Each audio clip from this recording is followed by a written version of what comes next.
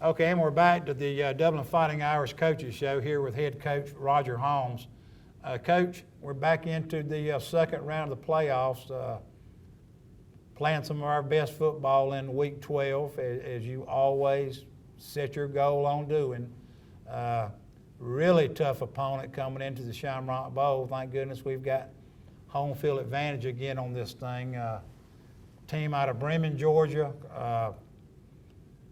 A really smart football team from what I understand, dedicated to their task. They don't make a whole lot of mistakes. From what I heard is they've got some really fast guys that were maybe fourth in the state on the 4x100 state relay team. So they've got a total package coming in here.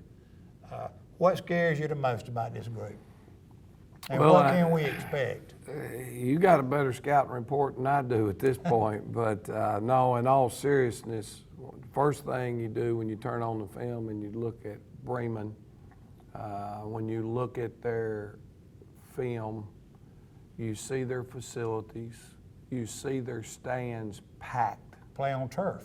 Yeah, they've got a nice turf field, but what I see is a nice big stadium, and it's full, and it's electric.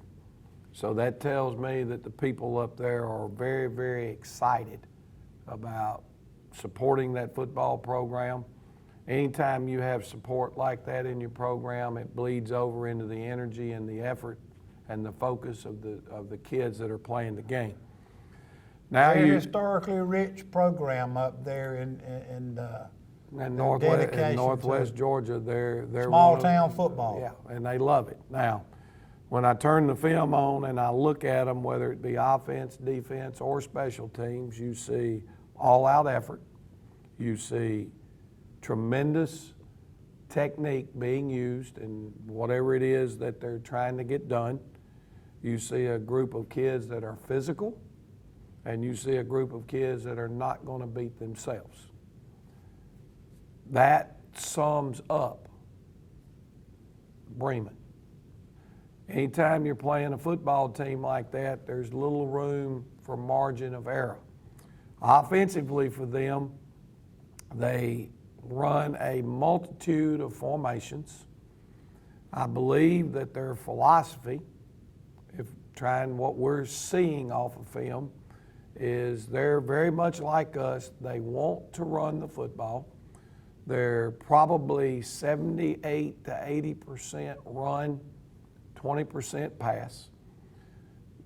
They prefer to run the football between the tackles. They do a tremendous job with their offensive line in creating angles, which is they don't run the wing T. They use a wing T set occasionally. They do sound a lot like us, though. But their linemen, whenever you've got a guy shaded one way or the other, depending upon the play they call, they'll block a lineman back and fold the other lineman around, trying to create the space and the gap integrity, take that away from you as a defense so they can run downhill football. Have your young men seen anything like that this year? Yeah, I mean, it's not that they're doing anything that's just totally unique. It's the fact that they do it very, very well.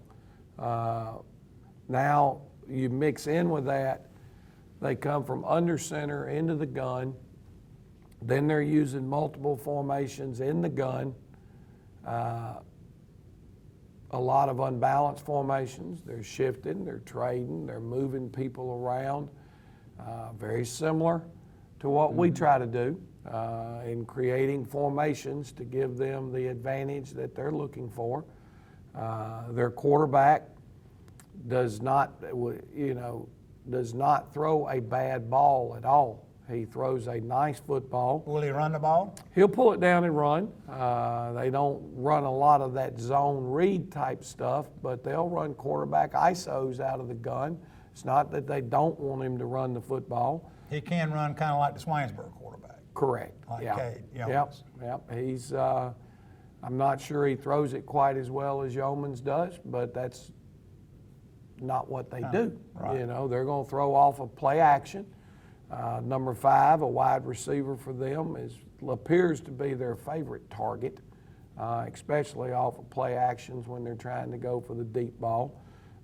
So they will go deep. Oh, they don't have a problem putting one up and taking 3 or 4 shots a game to hit the home run.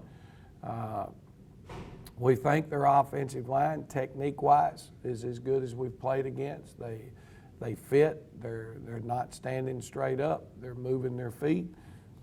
And that's an area where we're going to have to, do a great job in our interior 7. We've got to do a little better job than we've done the last couple of weeks if we're going to be successful in that area.